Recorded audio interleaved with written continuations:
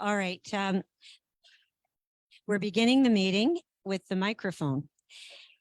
It gives me great pleasure to announce that our new MRC Pontiac Director General is Kim Lesage.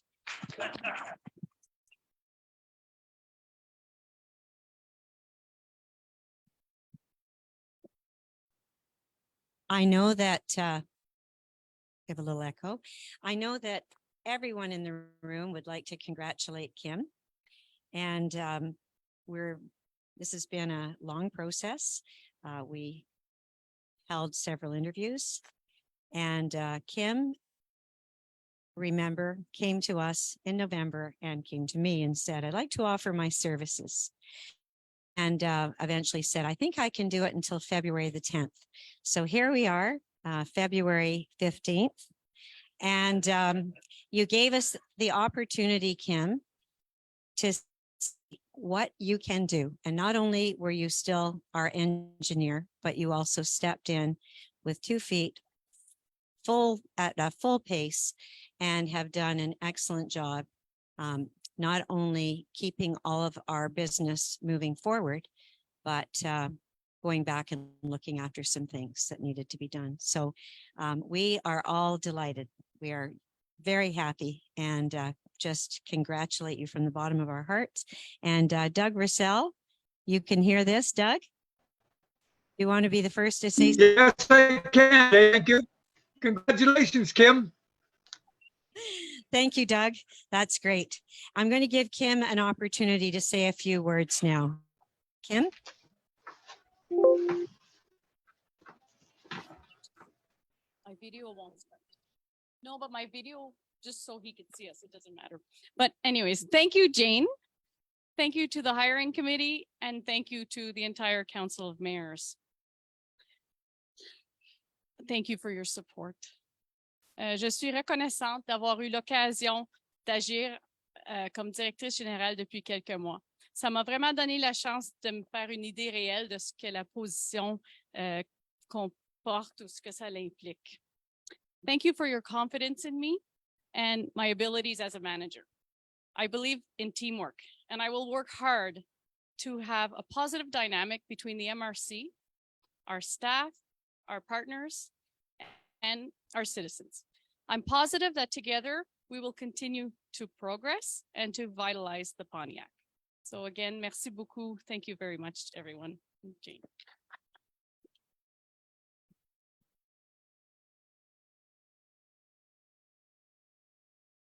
It was very important to do this at the beginning of our meeting so that Kim can officially participate as our Director General. I'd also like to welcome Doug Russell tonight. Doug, you're looking fantastic. Have you? Oh, you old sweet talker, you. Works every time. Have you? It almost looks as if you've been in Florida. You've got very good color. No, that's just my background. Okay. I'd also like to welcome Neil Maloney, representing Chichester, and Lorna Brennan Agnesi from Sheenborough, Robert Willis from Thorne, Richard Armitage from Shawville, and Raymond Pilon from Campbell's Bay. And welcome to all of the other mayors. We have passed around the attendance sheet. Could I have someone move the resolution to open the meeting? Moved by, actually, we're in the TNO right now, so this is the TNO meeting. So that is Councillor Mayor. All those in favor, opposed, and that carries. Number 2, just to announce that this sitting is being recorded and on Facebook Live. It will be available on our website, hopefully by tomorrow. The language of your choice. Je rappelle l'importance pour les membres du conseil régional et les autres participants à la séance de s'exprimer librement dans la langue de leur choix. Au besoin, il y aura la présence sur place d'une ressource de la MRC pour assurer une traduction.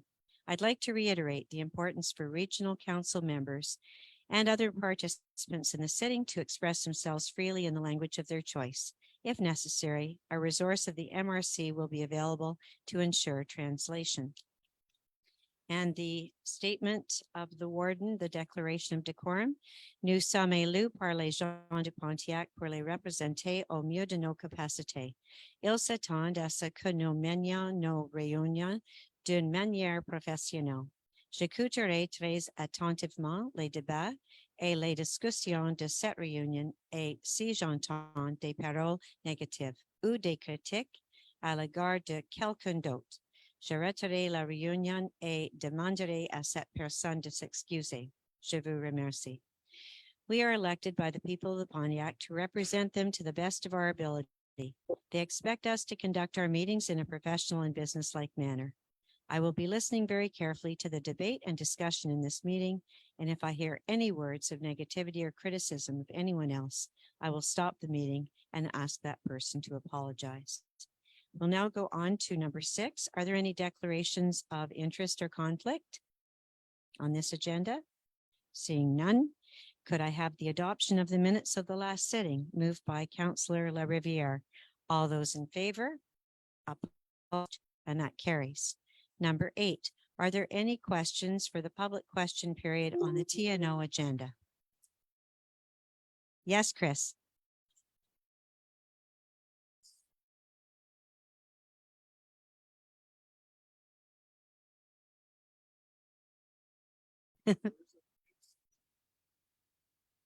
Yes.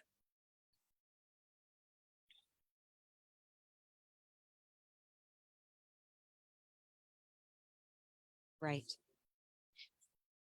And I'm going to get you an answer now, but I have to say the reason I was smiling, as were many others around the table, is Morris Beauregard is with us right now. Because this was Morris's question every year. And I think instead of 40, he'd start at 45. So must be getting worse.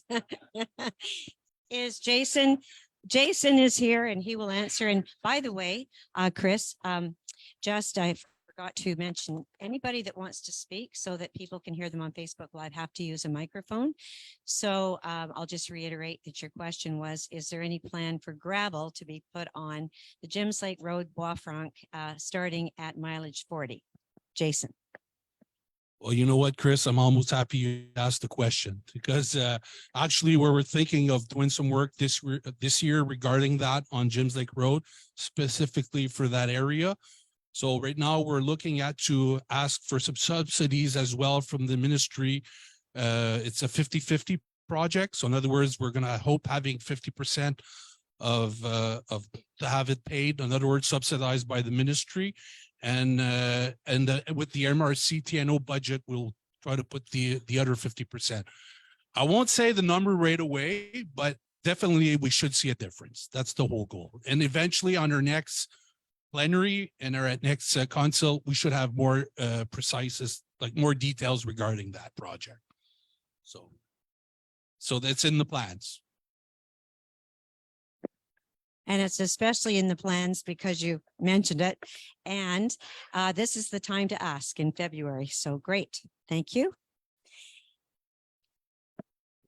Number 9, questions from the public for the TNO. And we didn't receive any. We'll go to accounts paid. Annie Viancourt, please. Good evening, everyone. Bonsoir. For the TNO, we have a few bills in our accounts receivables. So they total $182,155.14. We still have one there from the Ministère des Ressources Naturelles, which is some of the work that Jason mentions where we go and get funding. So that's $169,000 that's owing to the TNO right now. And for the bills that we paid in the last month was $58,543.58. We paid the Carrefour Jeunesse Emploi for some training for staff. We also paid the municipality of Mansfield a little over $10,000. That's for our partnership with them for waste management. So all the picking up of the garbage for the TNO. We paid, the MRC for the first 3 months of services for the year. And also insurance $1,090 for the new garage that we have outside. So those are just a few of the main or larger expenses that we paid. Thank you, Annie. Are there any questions? Could I have someone move a resolution to accept this? Moved by Councillor Alain Gagnon. All those in favor? Opposed? And that's carried. Now we have item 11, a protocol agreement between the TNO and the ZEX, a resolution. Jason Durand.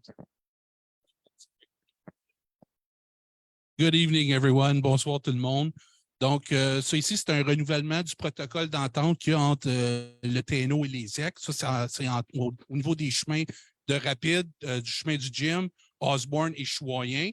Donc, this is the renewal of the protocol agreement between the TNO and the ZEX for the Rapide de Joachim, the Jims Lake, Osborne, and Choyen Road. And this is regarding the TNO taxpayers. So in other words, it's to enable them to cross the territory of a ZEC without having to pay circulating fee. Donc, en autre mot, c'est d'exempter les payeurs de taxes TNO à ne pas être obligés de payer un laissez-passer routier là, pour traverser une ZEC lorsqu'ils veulent se rendre à leur camp ou chalet. Donc, résolution, s'il vous plaît. Resolution, please. Are there any questions? Could we have someone move this resolution? Moved by Councillor Terry Lafleur. All those in favor?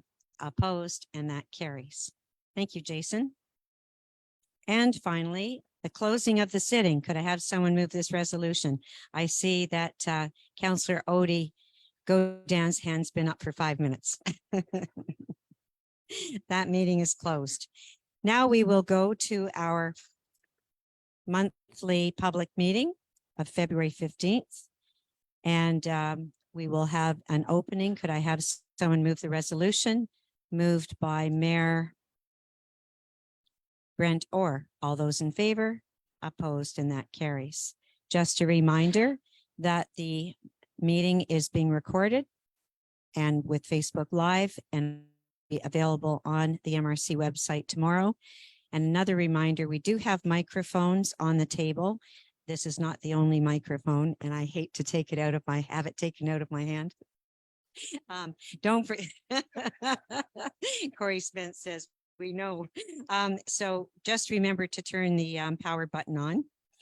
And that is for the benefit of people on Facebook Live so they can hear everyone.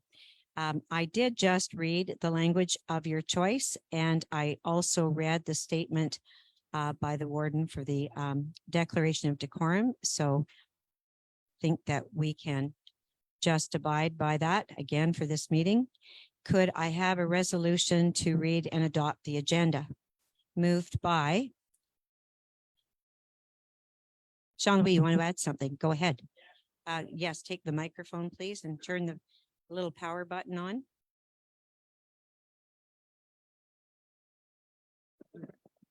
Yeah, last month, the municipality would just pass a resolution for asking the MRC and the two deputies to put pressure on Prairie because they don't come on the island. And we like to come, if they come on the island, to pick up the water test and things like that. So they're like currently not coming to Nope. L'Île de Grand Calumet. Nope, not Oh. to pick it up. We have to go at Charville at Jolie Folie to bring our sample, like every time we take a sample. Right. It's just like we like the MRC to put pressure on them. I don't know. Okay. I think we could craft a very simple resolution Yeah. on your behalf of L'Île de Grand Calumet tonight and vote on it. We could simply request with the help of, and send this to the attention of Sophie Chattel and Yeah. Andre Fortin. Yeah. That Pure Later begin to provide coverage to L'Île Grand Calumet, especially for the picking up of water samples. Yeah, that's Okay. it. Thank you very Right, much. So moved by Mayor Jean-Louis Corriveau. All those in favor? And it's unanimous. Thank you. That's very important. It was a little bit on the fly. Sorry about that, Travis and Natasha, but I think this way we have dealt with it. So now with that amendment and additional resolution, which we've already voted on, will you move the resolution to adopt the agenda? Mayor Corriveau. All those in favor? Opposed, and that carries. Number 6, are there any declarations of interest or conflict around the table? Seeing none. Number 7, the adoption of the minutes of the last sitting. Could we have a resolution moved by Mayor Cameron? All those in favor? Opposed, and that carries. The warden's report. This is a brief report for 2 reasons. One, I needed to join my daughter at the very beginning of in Montana because my son-in-law had emergency cancer surgery, and so I was not here. And also, unfortunately, I'm not sure what's happened to my iPhone, but my calendar has erased itself. So from memory, I will tell you what I've done. On January 21st, Marie-Josée Corriveau received the Paddle of Accomplishment, and there were some other mayors there, Mayor Colleen LaRiviere and Pro Warden Sandra Armstrong. Were you there as well? No, okay. Thank you. We had a meeting of the Piscine Pontiac Pool Committee. The Youth Council had an organizational meeting. We had the Flood Prevention Task Force. I had an FQM Forestry Committee. I had an FRR1 meeting that Kim and I attended with the wardens and DGs. I'm on a group violence against women FCM committee. I attended that. We had a preparatory meeting for this meeting, a plenary. We had interviews for the Director General position. I've started a tourney of councils to speak about energy from waste. And so I have been to the Campbell's Bay Council, and actually it was proposed at that meeting, Raymond, that a resolution be voted on at each council, and that was a great idea. So I have circulated that to the mayors in advance. I attended the Mansfield Council meeting, the Otter Lake Council meeting last night, and also Shawville. So I will be going to all municipalities. If it's possible, you can let your residents know, but there will also be some town halls. For example, today, Carrie Richardson and I were at the Shawville United Church, and we had about 80 people there. It was the Women's Institute meeting, and I was the first speaker. I had 45 minutes, and I'm very pleased to say that after, it's also very important that we test whether we are a willing host. We've assumed we are since 2011. We've talked a lot about this since 2017, but it's very important to actually go out to meetings and answer people's questions, see if there are any concerns, and address those. And today, 80 people, basically the question was, how soon can this start? So really great, really reassuring. And everybody seemed to think that this is a great opportunity for Pontiac. We had a CPS meeting this morning. We also Monday night had our first youth council meeting. It was the inauguration. And thank you very much for many of you that were in attendance. And there were 17 kids on Monday night, but we have 21 on the council. And I think based on some of the speeches, some of the things that were said, and Doug, I wish you could have heard your representative from Rapide. For someone who said he doesn't like to speak, we listened to him for about 10 minutes, and he is full of so many ideas for adventure tourism. He wants to have rock face climbing, boulder climbing. He wants to map out every stream and tributary on the Des Moines River for whitewater rafting, kayaking, not rafting.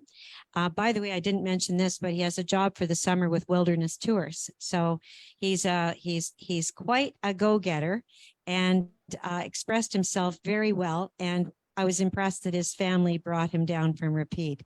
And you I think already know him, because I know his name came through you in your office. So, Yes, we do know him. Yeah. well, you've made a great choice. He's a real asset to our council. And we have an executive, we have a president, a vice president, a secretary, and a treasurer, and we presented them all with MRC Pontiac pins. So the next meeting will be on March 20th, and we're going to be meeting on a monthly basis. And the other thing I wanted to announce to all of you is, fortunately, there are only 3 of the 21 kids who are graduating in June, and they would all like to continue serving. So instead of trying to get something accomplished between now and June, we've actually got a year and a half with these kids. So this is a great thing. And so the pressure will be off you next September to find a council. We've got a council for a year and a half. So thank you very much. Are there any questions about my report? Okay. Announcements. We're going to go around the table and we will pass the microphone. We'll start with Corey Spence from Lillo's Alumet. I'm just going to pass the mic on here. I have a list of things I want to present. Hi, Raymond from Campbell's Bay.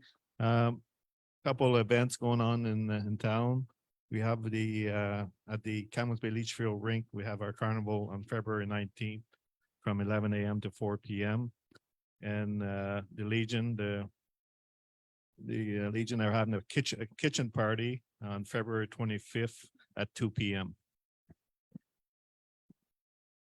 Well, Raymond already said what was going on at the at the skating rink, so that's it for Leachfield. Thank you. Oh, good evening. In Shawville, of course, everyone knows we're celebrating our 150th anniversary, and we've already had a winter carnival last weekend with events in 3 locations. Our next organized celebration is going to be an Irish stew supper at the Ladies' Hall at the Shawville Fairgrounds, and a history of the town will be presented that evening. It's on March 18th, starting at 5 p.m. Our next one is an Easter tea at the Shawville United Church on Saturday, April the 1st. It's starting at 1 p.m.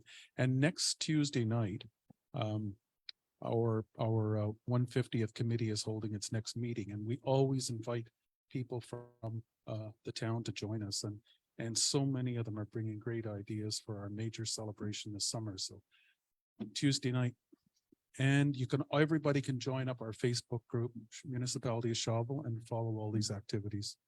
Thank you. Then Cameron Portash, very quiet. Alain Gagnon, Bryson. Just to thank everybody, we had 3 great weekends. The last 3 weekends was the Winterfest. Nice turnout. So basically, just a heads up, because I'll be talking about it in the future months, but we'll have the RCMP carousel coming in May. So we'll specify the date at a later meeting. Thank you. Hi, Ed Walsh for the Municipality of Clarendon. We're relatively quiet in Clarendon as well. Odette Godin Waltham, nothing to report. Sandra Armstrong, Mansfield et Pontefract. J'aimerais juste faire un commentaire sur un prix qui a été gagné à notre municipalité par l'organisme Far West. So Far West is the people that took care of our bridge, and they won a laureate from Innovation 2022, and it was from Comité Loisir, I think, Alain, because you won a prize too. Sport Loisir. So congratulations to those people that worked on eliminating the Red Bridge. And we have a disco dance at the arena in Fort Calanche, just la Maison des Jeunes. So le 18 février from 6 to 9. And we'll stick with Christine. She might have a few things so we can cross over and have fun there. Christine Francaire, Fort Calanche. Yes, we do have a couple of things, starting with the Chamber of Commerce is having their black tie event on Saturday, this Saturday, the 18th of February. There might be tickets left if anybody's interested. I'm sure if you contact them, they will be able to help you out. Also on March the 4th, we have Skidoo races. It's their 25th anniversary, right? Yes. And doors will be opening at 8 o'clock for registration. Thank you. Good evening, Terry LaFleur, Otter Lake. We have the 50+ Valentine's Day supper on Saturday, so unfortunately I won't be able to go to the gala. I brought my tux back already, so it is sold out. However, I have a ticket, and all the proceeds of the profit and 50-50 and whatnot are going. The 50+ have said we're going to give it all to the RA for their splash pad, so that's coming along, and that's it. Robert Wills representing Thorn. We have a very sad announcement that we've lost one of our counselors, long-term counselor and former DG, Bob Charette, passed away a couple of days ago. Gonna leave a big hole in our knowledge base because he lived Thorn municipal politics for half his life. Hello, Brent Orr, Municipality of Bristol. All's quiet this month. Carl Mayer, Aileen and Kaywood. We have our winter carnival on the 25th of February. Some is at the rink and some is at the Bethany Hall. Jean-Louis Corriveau, l'île du Grand Calumet. Rien à rapporter. Pas rien ce mois ici. Good evening. I'm just replacing Doris. She has not asked me to announce anything, but myself as a counselor, I'm working on opening an archives in Sheenborough. So we're in the process of raising funds. Pardon me? Yes, in the downstairs area. We're in the process now of bringing in family documents and filing them away. Me and a few others. Thank you. Neil Maloney, representing Chichester. Lots of things going on, but nothing to report for this month. Thank you. And Corey Spence. Yes, thank you. So February 18th at the Upper Pontiac Sports Complex, there's going to be a 3-on-3 hockey tournament. February 19th, Driving for Success is organizing power skating, so we can contact those good people. The IRA is continuing with their Twilight Snowshoe on February 21st, as well as March 7th and the 14th. February 23rd, Young at Heart Bingo is going to be in Les Alimettes, and the Lions Club is organizing the Pancake Breakfast February 26th. Everybody's welcome. And March 15th, which is our next meeting here. If anybody's not attending here, they can come and enjoy some Irish stew organized by the Young at Heart. It's quite a list. Thank you very much, Corey. And thank you, everyone. Oh, excuse me. Doug? It's all quiet on the Western Front. Doug, do you have anything in particular to report from Repeat? No, there's nothing going on here, Jane. Thank you. Okay, Doug. Thank you very much.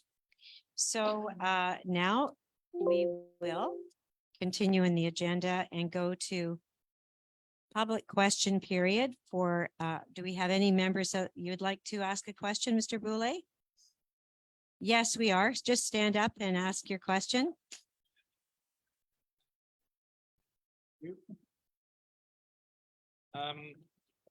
Well, first, I'm glad to be here tonight to be able to ask my questions. There's been lots of debate or information that was sent out since last fall by stories that came out from Radio-Canada about biosolids or municipal sludge. And this is what I would like to talk about and ask a few questions. Of course, the whole situation was a little bit deceiving because most of these facts on biosolids or sludge were not brought to the public's attention by the Ministry of Environment, the MAPAC, or the UPA. It was, Radio-Canada that made 2 documentaries on this, and which made lots of reaction.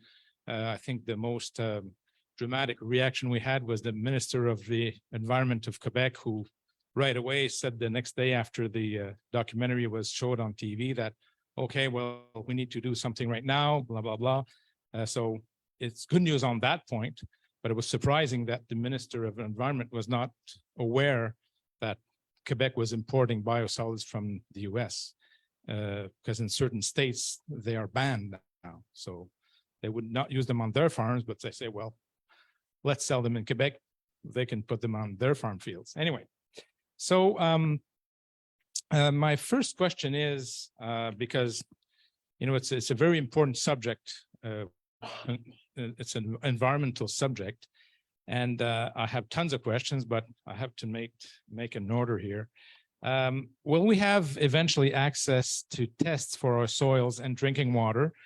And will all farms that have used biosolids in the past have mandatory testing to see now at what point their soils may be affected or not?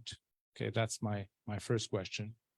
Okay. And so my answer would be that, you know, we too were not aware. Mhm. I will say over the last few years, there are certain farmers who've told me that they can't believe how well their crops are growing because of what's being placed. But it's very troubling to hear that it's banned in certain states and yet it's coming through to Quebec. And now that it is on the radar of Benoit Charest, our Minister of the Environment, I think that, you know, we haven't even had a chance to discuss this, but I think that this definitely has to be looked into, and to ask when the tests could be made available or to have access to that. I mean, absolutely, you should be able to. Are you troubled by this? I'm not sure where you live, Mr. Boulay. Are you living near some of these fields? Well, or- yeah, to give a little bit of perspective, I live in Clarendon. I own a roofing and construction company, but I'm also a hobby farmer. My farm is on the 303 South between Chauvel and Portage. And yeah, all my neighbors or the farms around my property, I think probably have used these products before or are still using them. But so, of course, I'm a little bit aware of the situation. I did lots of research on this subject, by the way. You know, I can talk on this for hours, but I know this is not the time. But, you know, I did lots of research, and it's not the best idea. And I'm concerned for myself, but I think if the public would be informed about this, maybe lots of residents in the Pontiac could be concerned also if they have just their neighbor is a big farm and they use these products.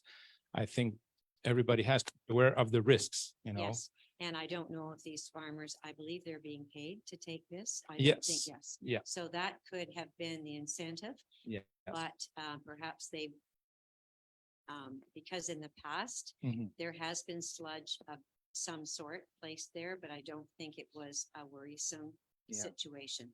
So I think on behalf of all the people of the Pontiac, we need to look into this, and we will. I can say personally, I will contact the Minister of the Environment, and I will communicate with you. And thank you very much for bringing this to our attention. Are there any other mayors that would like to add to this discussion? Yes, please go ahead. Mayor Walsh. Yes. Mayor Walsh, use a microphone, please.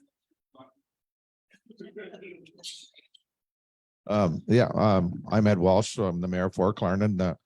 We haven't had this brought to our attention either. So if you have the opportunity, I'd welcome you to come and explain it to our council as well. Our next meeting would be on the 28th of February. Okay.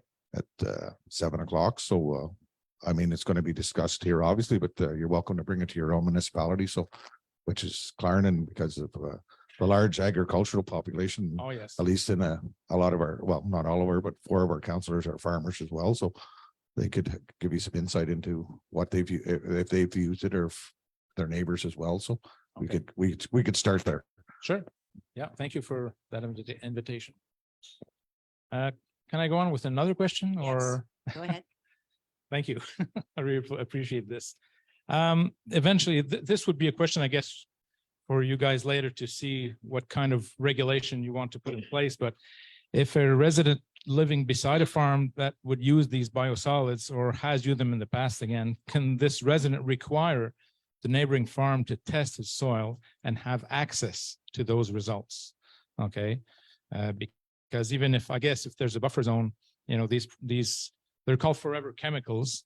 And if they go into the ground and then into the water tap, then it'll exceed the limit of the properties, of course. So, this is. I personally think the tests should be made public. Yes, I think, and being a neighbor Mhm. who could be affected, I think, yes. Because I know right now, one answer you may get from the Ministry of Environment is that the testings or the test kits are being worked on right now. They're not available yet. Okay. I think they will be, the University of Montreal is working on a project, but right now, if we want a test kit right now, they're not available yet. So it's going to take a few months, but it's going to be something to look forward to. And finally, I was just given a good tip by our Director General, and that is that Jason Durand, our Manager of Territory, under his portfolio is environment. Okay. And so Jason will. Thanks, Jane. Well, first of all, Mr. Goulet, I understand your concern. So from what I understand, though, the Ministry of Environment is supposed to change the bylaws regarding the gestion of the sludge. Correct. So this is supposed to happen in a few weeks. So definitely we're going to keep an eye close to that and analyze what's going to be in there. So I think that's step number one. Yeah. Second of all, we have a resolution in support tonight to the MRC of La Binière regarding this matter. Yes. So I think this is phase one at this point, but definitely we're going to look into it more. Which in is details. good news. And like I say, I think before anything, I think we should analyze what the ministry is going to come out. Okay. Which is supposed to be in a few weeks. All right. It's not in our control there, but I Yeah. just hope it's going to come out pretty soon for sure. Okay. Thank you. Thank you. And my last question, and then I know taking lots of time here. Thanks again. In the Pontiac, where are our biosolids going right now? So let's say municipality X, Y, or Z, the biosolids, where are they going? The ones coming from septic tanks or the ones coming from smaller from municipalities who have a system like in Charleville, for example, where would that waste go right now?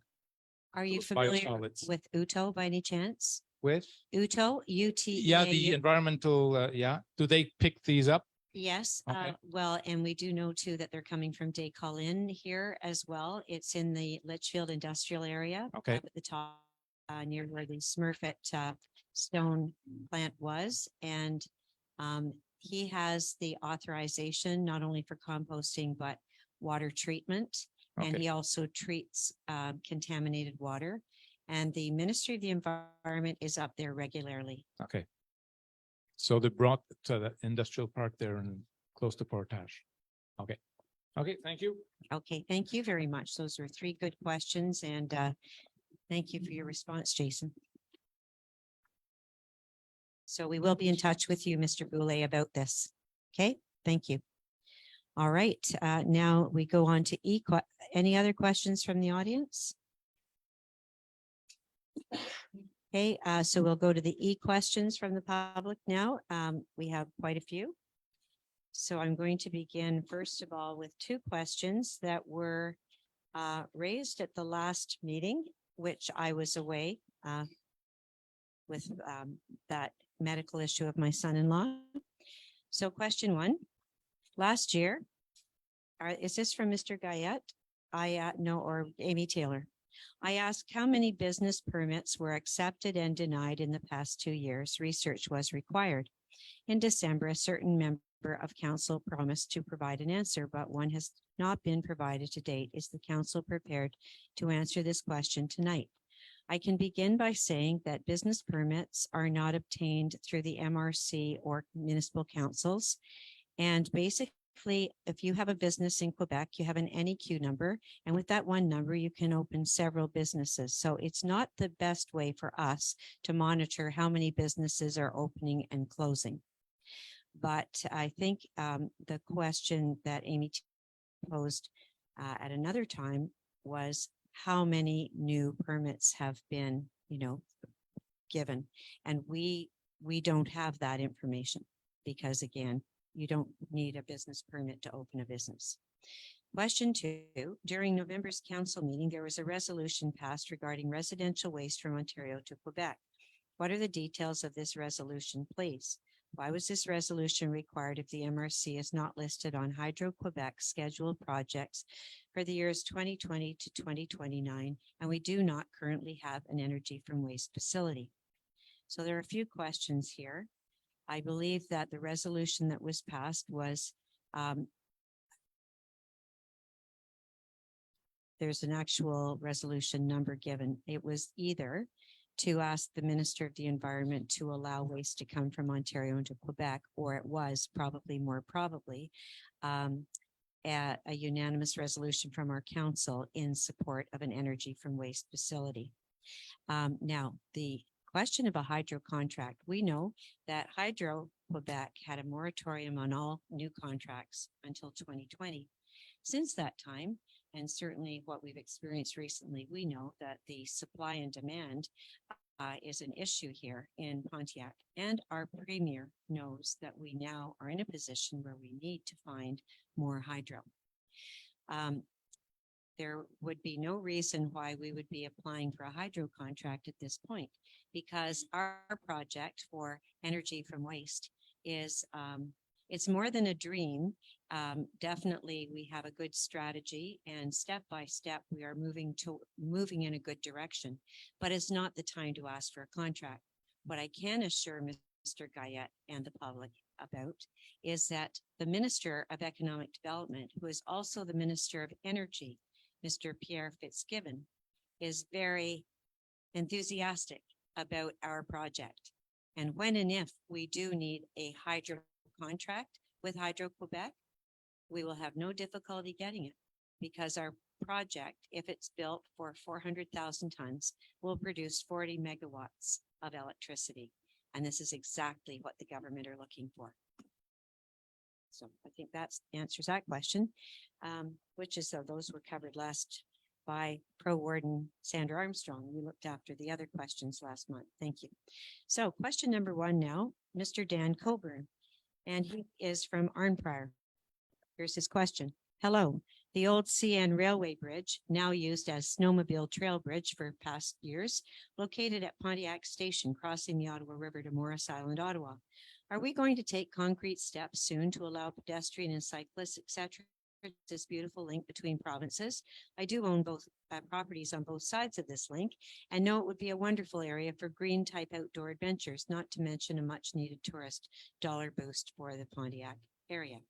Now, this is not under our ownership, and I will say that when we participated in the opening of it, it was to be for snowmobiles in the winter and ATVs in the other months, in the summer, I guess late spring, summer, early fall. So at this point, there is no authorization for cyclists and pedestrians. It could be an insurance issue, but I think we would all agree that we do support multi-use. And so potentially, eventually, it could be used, by more than just ATVers and snowmobilers. Because when you think about it, just using common sense, if you happen to be walking or cycling and you saw someone coming in the other direction, I'm sure there would be some grace given and someone would move out of the way. It's a very long bridge. And if you're looking ahead, I'm sure that that type of thing could be avoided, but it might be an insurance issue. So at this point, we could say yeah, it's CN that are the owners. And so we could say to Mr. Coburn, it's something that we could suggest to the Motoneige Club and the ATVers. Okay, next question, 4 questions from Amy Taylor. Question 1, at the end of October, council funded a trip to the York Durham waste facility for research purposes for energy from waste. Was there also a research trip held at the Lachute landfill, and what discoveries were made? What is the exact cost of transporting our waste to the Lachute landfill? So yes, it was a council funded trip, and we had been asked how much. And I've been given that number. It cost $4,414.91. And that included the bus charge of $3,707.11. And it also included some lunch that was on the bus. Secondly, we did not plan a trip to the Lachute landfill. I didn't think of it because, quite frankly, it could be an interesting trip, but this is what we don't support. We are against, on record, our MRC Pontiac is against landfill. We have defeated 2 landfills in the Pontiac, 1 Bristol Mines, 1 Danford Lake. And according to Scott Pierce, who is the warden of Argenteuil, where the Lachute landfill is, it's a blight. He is disgusted by it. He wishes it wasn't in his ward and in his region. And so I don't think we'll be planning a trip. And the last question, pardon me? I'll take it. Oh, they could take a trip themselves. That's a good idea. But no, I think they just wondered if it was part of our research. We don't need that part for our research. But the price was 1.7 million that we're currently spending, and it's rising all the time, to transport just 5,000 tons a year from MRC Pontiac to the Lachute landfill. Next question. Last month, I asked for the details of a unanimous decision by council to accept Ontario's residential waste. Council minutes and the subsection number provides the details that council could not. What is the purpose of this resolution while energy from waste facilities do not exist in the region? The purpose is that we thought originally that if we were going to open an energy from waste facility in Quebec and bring Ontario's waste, we would need the permission from the Minister of the Environment. But I realized after a year and a half of discussing it with them that it's not what we're asking for. We have a project that is going to be located in the Litchfield industrial area. It is a specific project. It is a specific site. The last thing we want is to open the entire border to Ontario garbage to come into Quebec.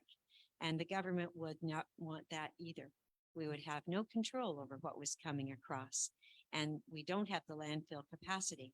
So instead, we asked, could we please bring waste at the 3 access points, which are the Quillon Ferry, the Chenot Dam, and the entrance of 148 from Pembroke. And if Gatineau and Descolines also want to send their waste on Highway 148, they will be able to, but no garbage will cross the bridges from Ottawa to Gatineau. I promised the mayoress of Gatineau that.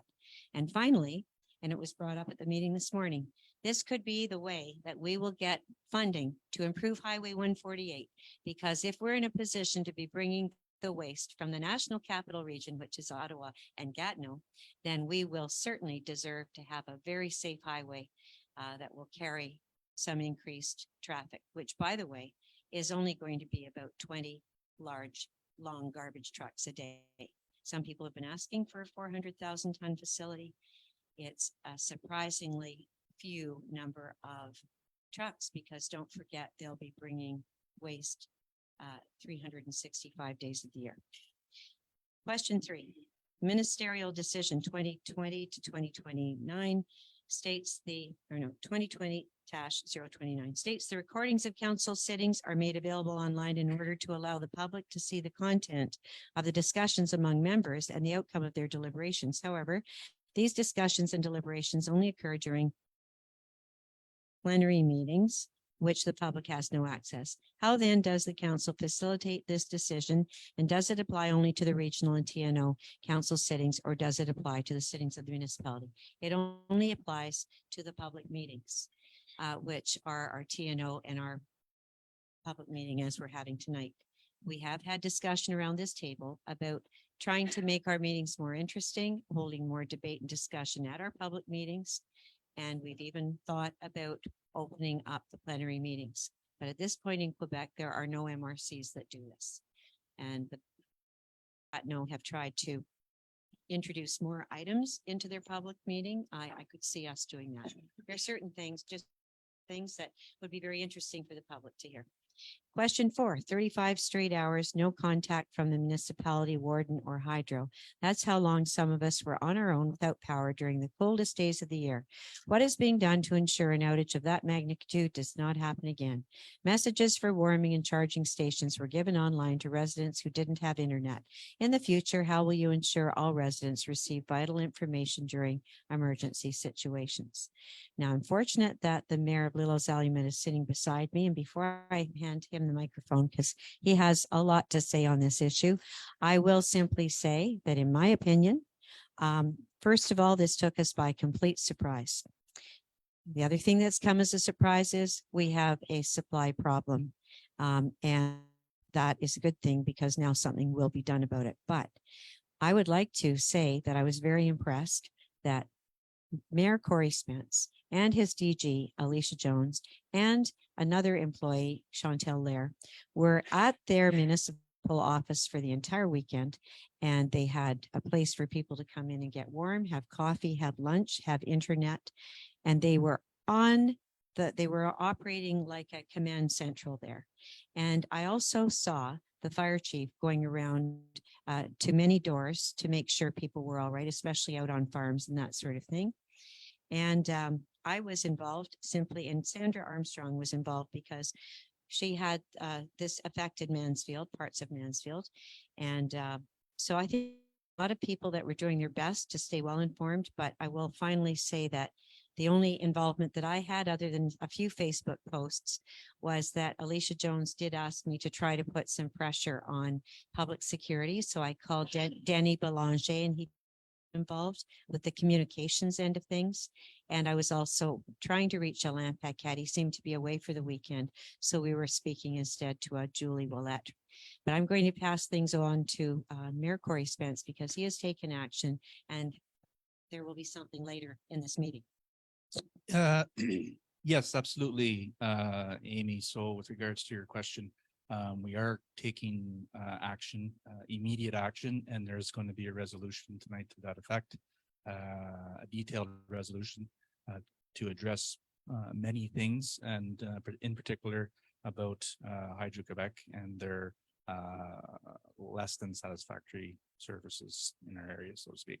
And as far as what we've done, as the warden said, we were quite proactive in the situation, and we do what we can with the resources that we have. So in terms of notifying the people, it was unfortunate that the power or the phones went down, but that was a direct result of not having power for the backup batteries. So what we did to help that situation is the fire chief went out along with his people and went on to the most vulnerable people. Not everybody, not door to door. That would be almost impossible to do with the resources that we had. However, the most vulnerable were checked on. And of course, there was a few instances where they kind of peed off a few people knocking at their door at 10, 11 o'clock at night when they're in bed too. So we had to balance that. So all in all, we're very fortunate that no one got sick or got hurt or God forbid passed away during this terrible event. But we're doing things. There's progress being made, and stay tuned for the resolution to come this evening. Thank you very much. And I also want to give credit to Andre Fortin, who was also very involved with you and your municipality. Perfect. Okay, we'll now go on to Mr. Guyette's questions. Now all right, Warden Toller, on December 21st, oh, this is the one about Hydro-Quebec issuing tenders, inviting tenders to present. The project Energy from Waste is not registered. So he seems to feel that we will not have a chance until 2029. And that Hydro-Quebec chose 13 companies that have multinational and national investors in their project. Energy from Waste, to my knowledge, doesn't even have investors. Well, actually, I've got great news. We do have two groups of investors already for our Energy from Waste, and we have $80 million already invested towards this. And I was told by Pierre Fitzgibbon that if we had $80 million, Investment Quebec would come in with the other 80%. And we also have the Green Fund from FCM and the Green Infrastructure Fund from Quebec.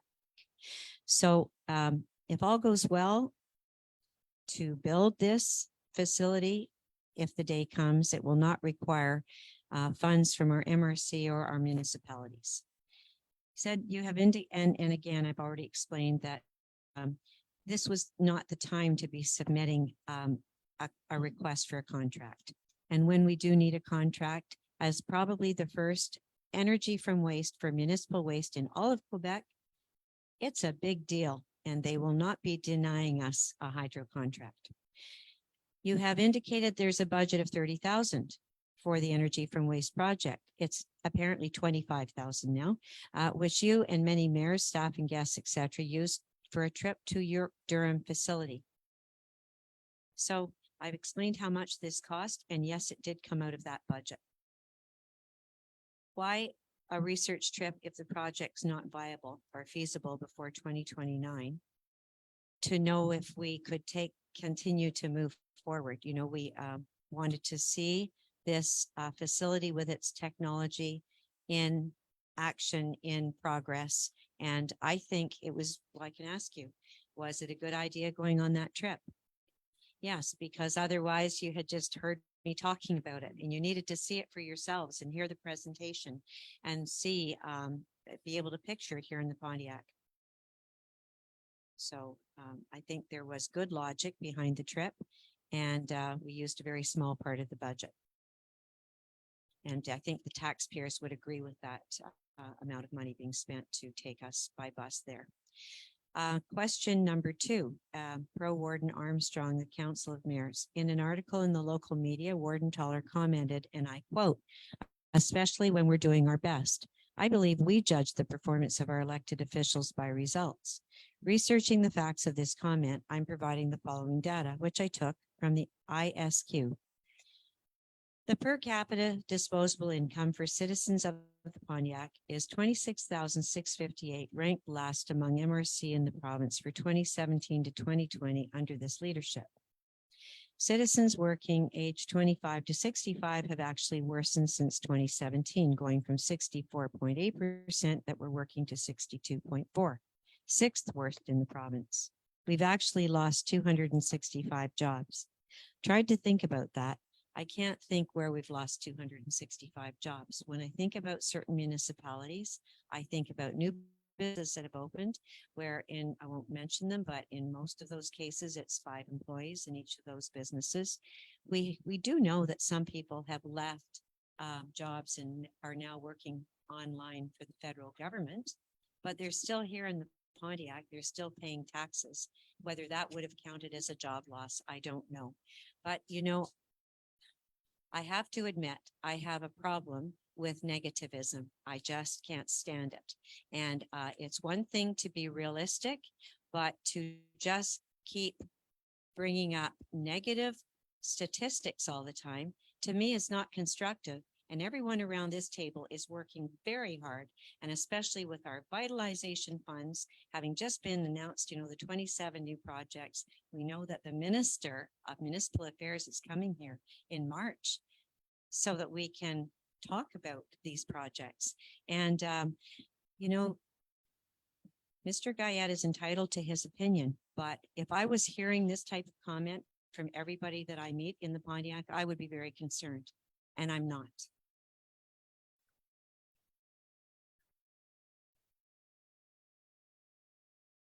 His question is the MRC Pontiac underperforming considering these latest statistics? I think I'll go back to my quote in the newspaper. I think we're doing our best. I know we are doing our best.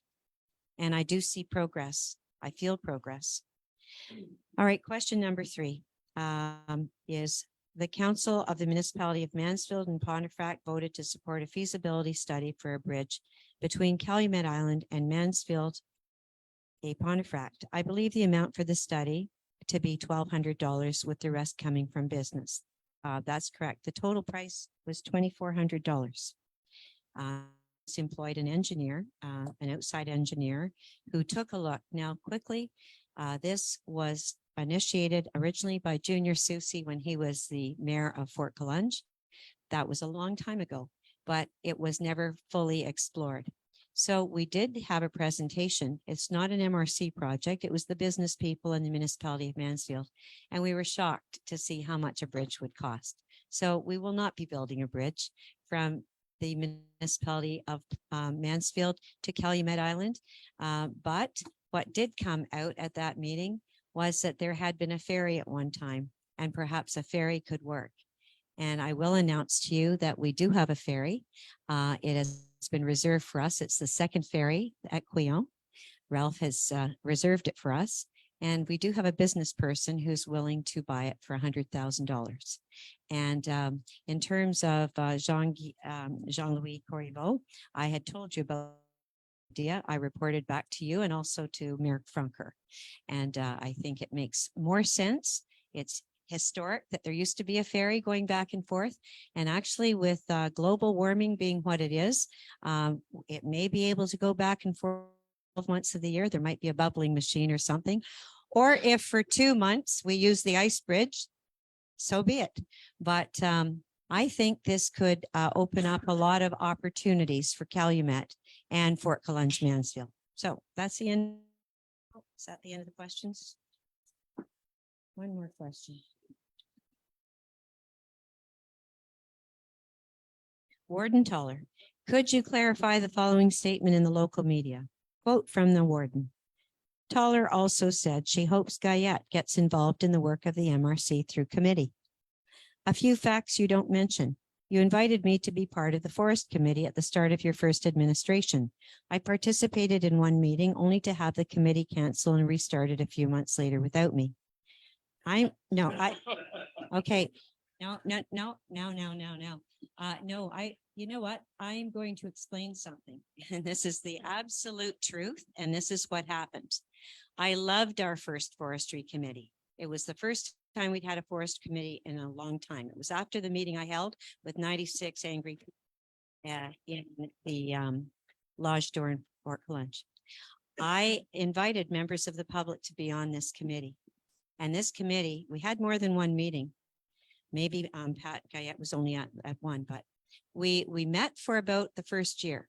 And then it was actually Winston Sundstrom who decided that this was the warden's ad hoc committee and he didn't want that to continue. And he told me he didn't think residents should be on it and that it should instead be an MRC committee. That's when everything changed. And then we put 5 elected mayors on it.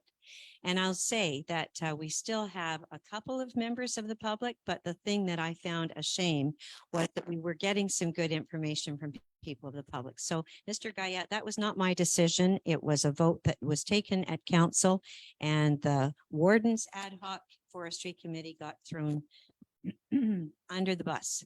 Okay, so a few facts. What else here? On a second occasion, I was asked by you to make a deputation at a regional meeting. I said to him that he could come to the June meeting and make a deputation and I would give him 15 minutes.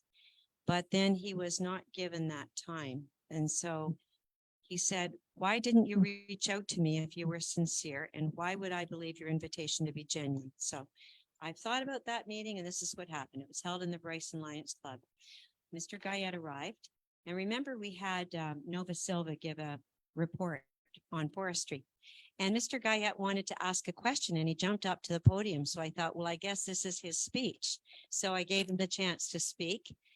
Usually we don't interrupt presentations. And so he asked a few questions and then he sat down. Then we had a question period. And Colleen, you and I were talking. Where's Colleen? Yeah, you and I talked about it. And did y'all have an opportunity to? Colleen thinks that Pat and Amy each asked a question. Then the meeting continued and it ended. And then Mr. Guyette came up and he was furious and he said, you didn't give me a chance to make my speech. And I said, oh, sorry. I thought you had made your speech. I said, would you like to come next month? And he said, no. Since that time, at one time, I used to sit and have coffee in Mr. Guyette's kitchen at his kitchen table. I said, could I come and meet with you again? And he said, no. So I've reached out and that question's been asked a few times. I finally now had a chance to give full disclosure and now we'll go back to our agenda. Thank you for listening, everybody. Is this my agenda? There we are. Okay. Are there any declarations of interest on this agenda? Oh, no, this is my statement of disclosure of pecuniary interest. This is something that I need to do as the warden. So council sitting February 15th, statement of disclosure of pecuniary interests. In accordance with the provisions of the Act respecting elections and referendums in municipalities, I'm tabling my statement of disclosure of pecuniary interests. It will be forwarded to the Ministry of Municipal Affairs and Housing, the MMASH. And that doesn't need to be voted on. Okay, general administration. 13.1, the appointment of our Director General, which has taken place, but we need a resolution. Who would like to move it? It's being moved by all 18 mayors and pro mayors. All right, all those, well, we need one name. Wait, let me think.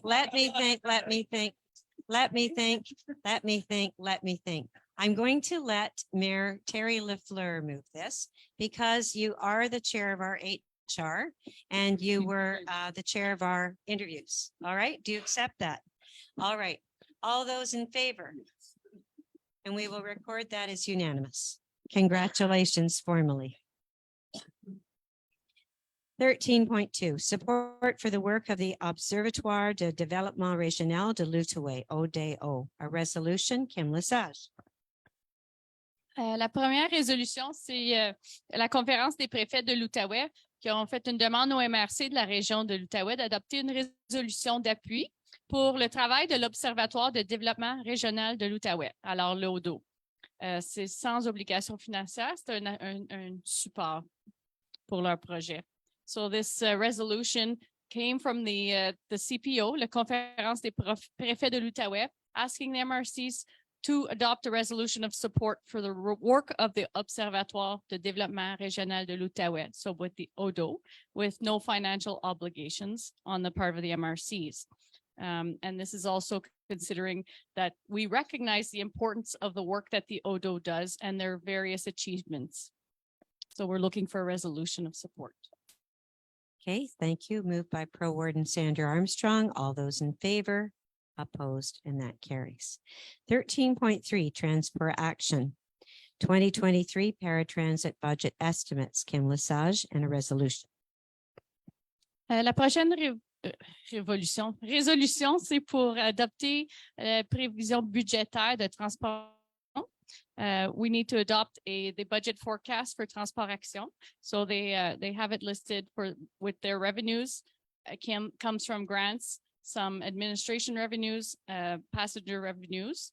So for a total of 716,805, and the same expenses will come from administration charges and transportation fees.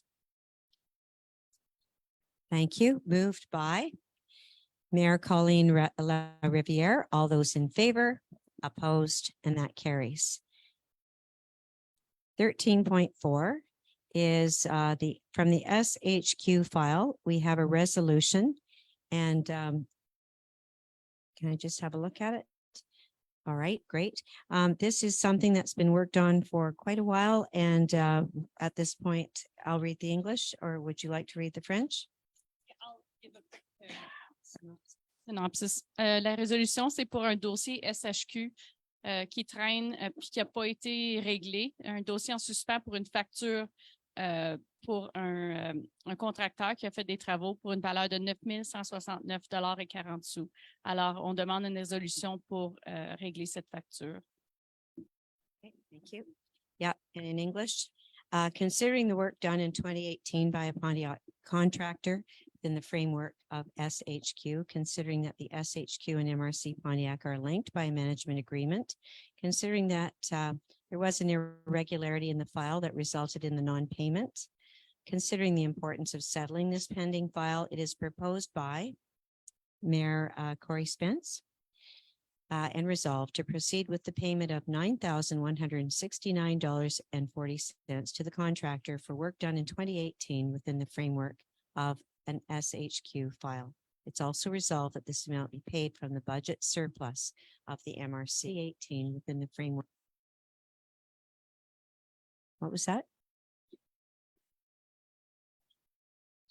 Okay, all those in favor? Opposed, and that's unanimous. Thank you. Finances, Annie Vaillancourt, 14.1 financial report. Okay, so for the MRC for this month, we have accounts receivables are $2,544,983.82. Higher than usual for this month. It's just because we billed out the first shares. Then we have our list of accounts payable, so $242,140.77. And we have our list of all the bills that we paid in the last month. So those total $148,519.65.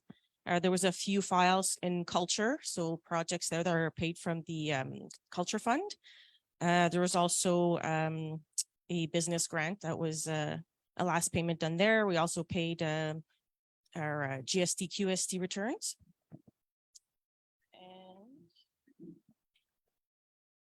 Last one is travel expenses for last month for the mayors, which is $854.07.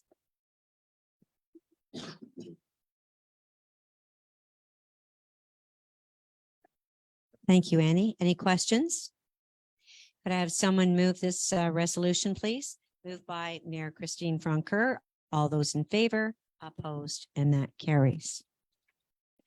Now 14.2 activity report of the treasurer from the 2022 election. Yeah, so this is an annual report that has to be done by the treasurer of the election. So once a year we do it before April 1st. So just kind of recaps, as always, the information about the latest election for the warden election, which was held on November 7th, 2021. So you see in the report, the two candidates that ran for election, so Jane Toller, Michael McCrank, with the percentages of votes that they both received. You also have in there the limit of expenses that were allocated. So they're allowed to spend $7,661.10 for their campaigning. And then you have the actual amounts that were spent there. So for Jane Toller was $7,495.06, and Michael McCrank $7,573.70. And because of their percentage of votes obtained, they were both allowed to get a partial reimbursement of their expenses. And there's been a first disbursement for Jane Toller of $2,035.90. That's a partial reimbursement. There's still an amount yet to come. And for Michael McCrank, it was a all-in-one payment of $1,788.70. And that's it. Thank you. Any questions? Could I have someone move a resolution, please? Moved by Pro Mayor Richard Armitage. All those in favor? Opposed, and that carries. 15, economic development. Our director, Guillaume Boudreau. 15.1, investment committee recommendations. Thank you. Bonsoir tout le monde. Donc, on a une demande de prolongation, une extension request dans le cadre de la politique de soutien aux entreprises PSE de la MRC. It is a file that was analyzed by the investment committee, and it's recommended to have a resolution, to request a resolution for an extension on that file, an extension to be up to the 30th of June of this year. So the next 30th of June. Thank you, Guillaume. Any questions? Could I have someone move this resolution? Moved by Mayor Brent Orr. All those in favor? Opposed, and that carries. And then 15.2, adding members to the steering committee. As you know, the volet 3 is on its way with the director. The steering committee will have its first meeting on next Monday, on the 23rd of November last year, 2022. there was a resolution to have some members to be part of that, to name some members on that steering committee. And I'm requesting today a resolution to add 3 more names to that steering committee, which are Sandra Armstrong, Mayor of Mansfield-Pontefract, Madame Kim Lesage, directrice générale de la MRC de Pontiac, et moi-même, Guillaume Boudreau, directeur du développement économique pour la MRC de Pontiac. Thanks, Guillaume. Any questions?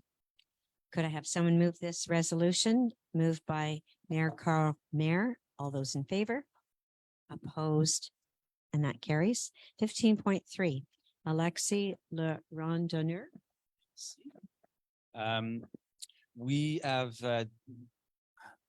developing a partnership with Alexis Le Randonneur, which is a TV show that will be coming to the Pontiac and broadcasting or producing a episode here in the region, specifically at Oiseau Rock.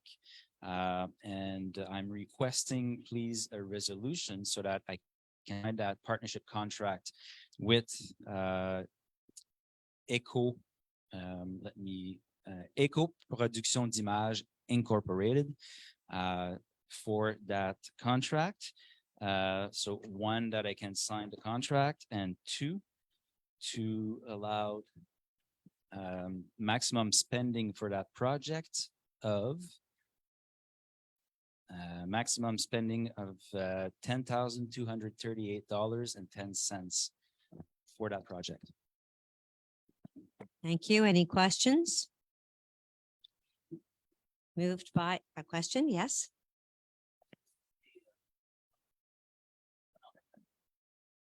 In fact, it's Alexis Le Randonneur is it's a hiking show mostly. So he goes in the wilderness or the nicest trails in Quebec mostly, and so he will come here. It's a 30-minute show, and it's on hiking and nature and hiking trails, high quality and high end hiking trails. Great. Who would like to move that resolution? Pro Mayor Robert Wells. All those in favor? Opposed? And that carries. Go on to 15.4, Festivals and Events Funding Program 2023, Guillaume. Thank you. Programme de financement des festivals et événements 2023.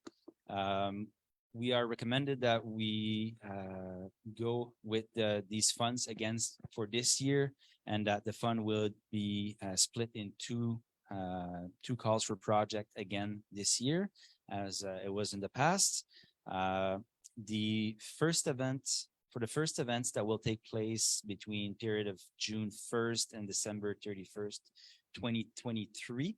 The launch date is Wednesday, the 22nd of February. And the close on Tuesday, the 4th of April, 2023.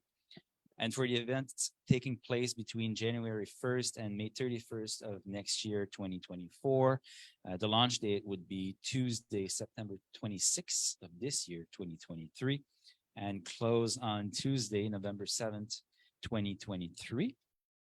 And we are requesting a resolution for to be able to run the program again in this year, as explained. Thank you. Thank you, Guillaume. Any questions? Moved by Mayor Odie Godin. All those in favor? Opposed? And that carries. So 15.5, FRR Stream 2 Structuring Programs Funding Program Surplus from 2021 to 2022, Guillaume. Thank you. Donc, pendant l'appel de projet FRR volet 2 pour l'année 2021-2022, nous avons financé un total de projets équivalent à 223 599 et 7 centièmes, ce qui a laissé un surplus de 189 339 $ et 93 centièmes à investir dans les projets structurants.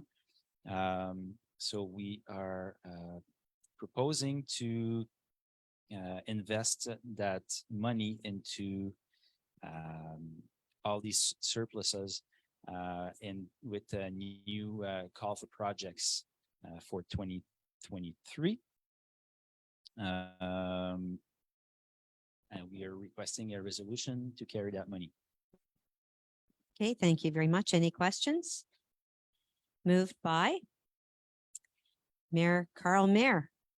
Again, all those in favor? Opposed, and that carries. Are we at 15.6 now? I heard you say 2023, but are we now on call for project schedule, FRR stream 2, 2023? Okay, here you are. Kim asked if maybe I would prefer another microphone so I don't have to keep sharing it with you. And I said it might be easier for whoever is presenting, not have to wait for me to pass the mic. You know what? I started thinking that that microphone actually belonged to me now. Never. So a calendar for the projects for FRR Volet 2 for 2023. So we have a calendar to present for Volet 2 of FRR.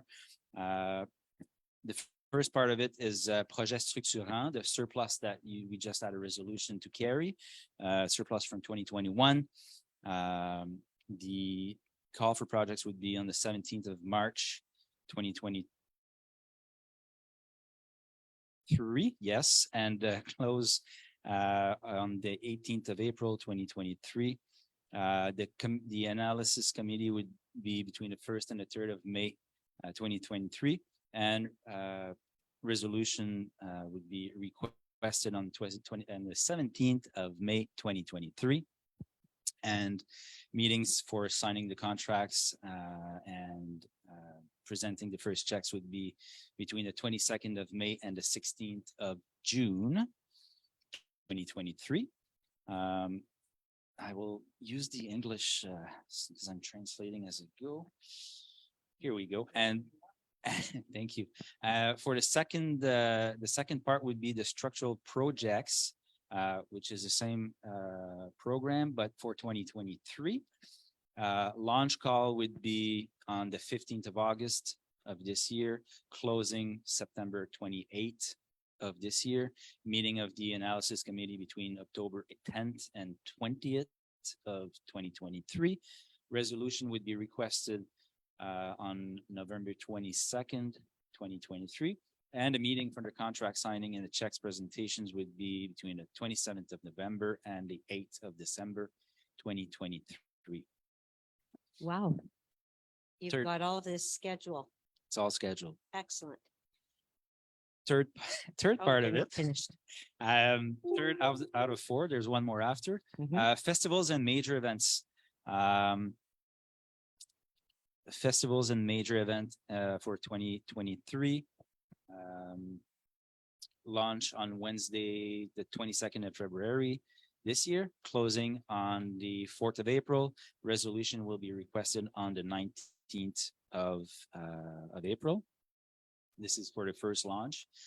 Second launch will be on the 26th of September, 2023. Close on the 7th of November, 2023, and resolution will be requested on the 22nd of November. And for the fourth program, Creative Development Fund, it's currently being revised and will be presented at a later date. So we are requesting a resolution for that calendar. Thank you. Thank you.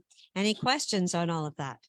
Sounds like a lot of work just working out all of those dates, but it's really great to hear how well organized it is. Who would like to move this resolution? Moved by, are you a pro mayor, Lorna? Yes, pro mayor, Lorna Brennan Agnesi, I'm sorry. All those in favor? Opposed, and that carries. 15.7, final report FDT 2019-2020. Thank you. The final report for the FDT 2019-2020, we had received some a request for precisions from the Mamash, which have been done. The review has been done, and the final a new version of the final report is presented here. We are requesting a resolution to accept the new version of the final report as presented tonight. Any questions? Who would like to move this resolution? Moved by Mayor Corey Spence. All those in favor? Opposed, and that carries. Thank you. 15.8, final report. Réunion et Ruralité FRR Stream 2 2020. Thank you. As mentioned, final report for FRR Volet 2 2020. As presented, we are requesting a resolution for adoption. Okay, any questions? Moved by Mayor Lynn Cameron. All those in favor, opposed, and that carries. Thank you. Thank you, Guillaume. Well done. Public safety. 16.1. Power outages, Upper Pontiac, a resolution. Now, is this the resolution coming from the MRC, Kim? Okay. Because right, we'll also be voting on the Calumet Island later. Okay. Oh, you see what?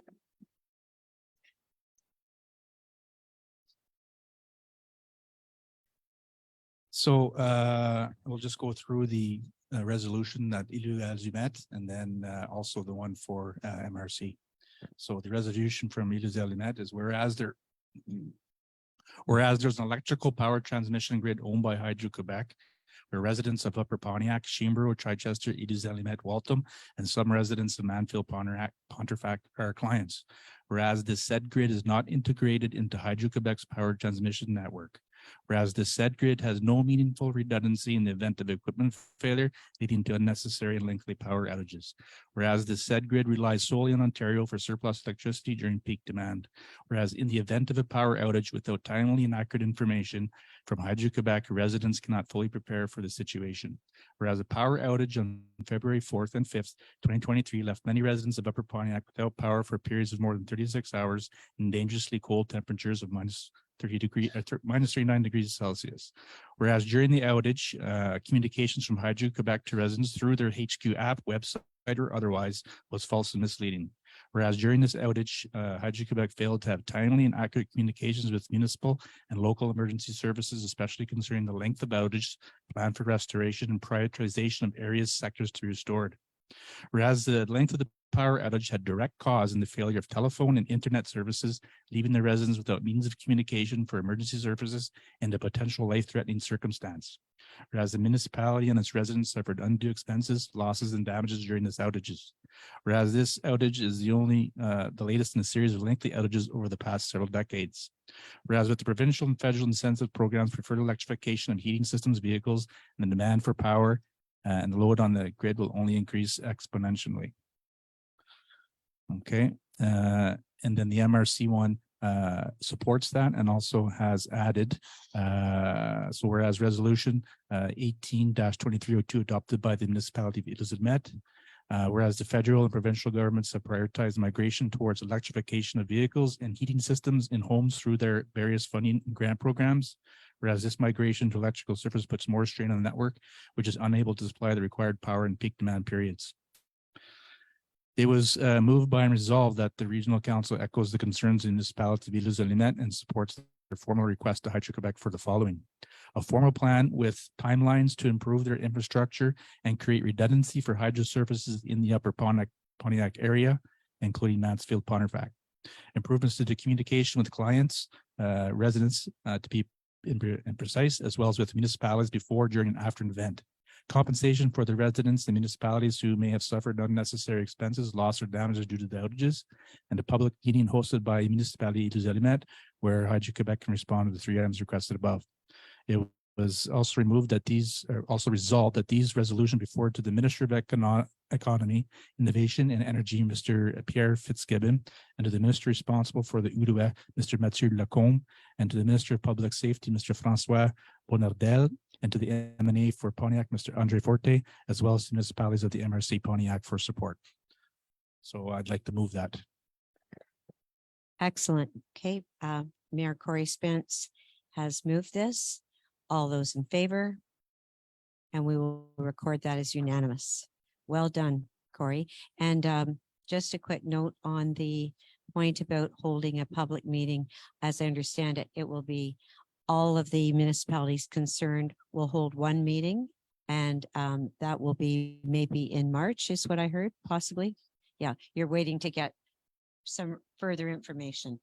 Very good. I think that was certainly something that some residents were asking for, and it's excellent just to know that there will be that meeting and you'll be communicating when. Perfect. Thank you so much. So now we will go on to regional infrastructure, and Kim Lesage, the PPJ Route Vert 2022 report. As part of the Route Verte funding program by MTQ, we need to approve by resolution our annual report and our expenses. Avec notre programme de subvention, la Route Verte, pour la piste cyclable PPJ et son entretien, il faut adopter le rapport et les dépenses de l'année. Alors, si tu veux ouvrir le document, juste pour regarder le rapport vite fait, s'il vous plaît, Natacha. Le rapport comprend les faits saillants, les travaux qui ont été faits, les nouvelles qui ont été mises. On a eu un nouveau logo cette année pour la piste cyclable. On a fait 8 kilomètres de rechargement granulaire entre Clarendon et Litchfield, puis 6 kilomètres de fossé. So the facts with our maintenance, we have a large list of things that we did that we accomplished with our maintenance budget, which includes our new logo, almost 8 kilometers of stone dust resurfacing between Clarendon and Litchfield, 6 kilometers of ditching in areas that was needed. We added some bike repair stations with the Carrefour Jeunesse Emploi project and the ESSC students. There was some, vandalism that we took care of, replaced some signs. So this is just a summary of all of facts with pictures of the year, and our expenses on the last page for maintenance was 89,000 and change. And this is for the Route Verte funding program. We have another program, which is Le PAFIR, which included the actual construction work for about 150,000 on top of this. So I need a resolution to adopt this annual report. Very good. Thank you, Kim. Who would like to move this? Moved by Mayor Alain Gagnon. All those in favor, opposed, and that carries. We go to our manager of territory, Jason Durant. 18.1, the support regulation of the municipal biosolids use. Here you are, Jason. All right. Hello again. So we've discussed this earlier tonight. This is a resolution in support to the MRC La Binière regarding the gestion of biosolids. So in other words, is that to ask the Minister of Environment to stop the importation of the biosolid from the USA and regulate the use of biosolids in Québec. Donc, comme on a discuté un peu plus tôt ce soir, c'est une résolution en appui à la MRC de La Binière concernant la gestion des biosolides. Donc, c'est de demander au ministre de l'Environnement d'interdire l'importation des biosolides des États-Unis, puis aussi d'encadrer adéquatement l'utilisation des biosolides au Québec. Merci. Thank you. Excellent. Very well timed, Jason. Any questions? All right. We'll hold who would like to move this resolution? Moved by Mayor Terry Lafleur. All those in favor?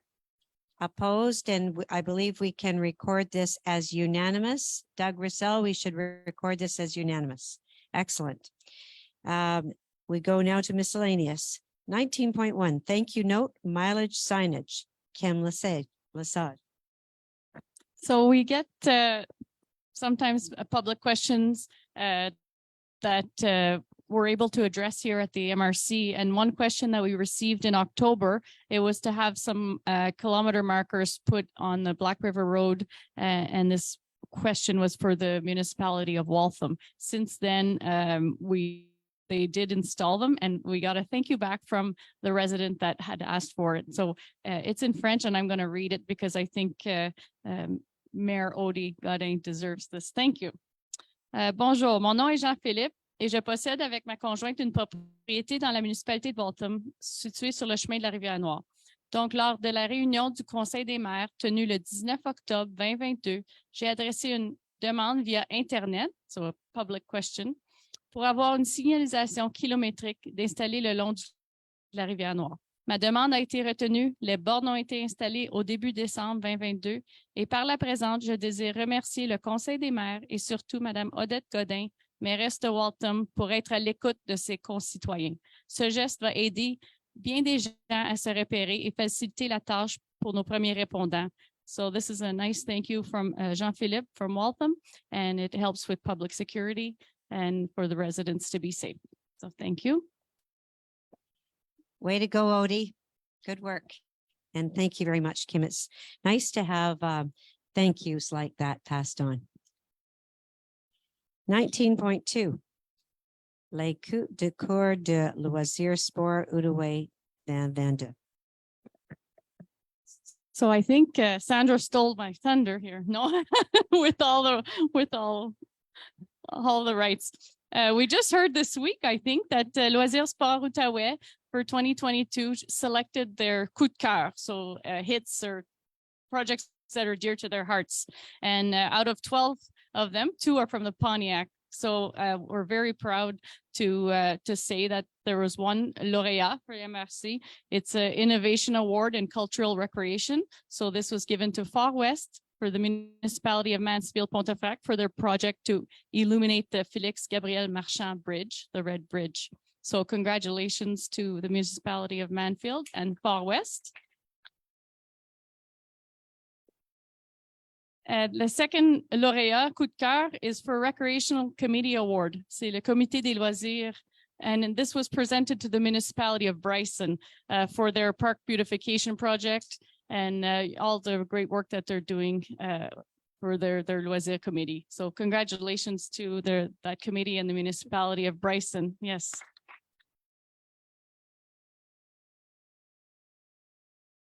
Excellent. Thank you very much, Kim. And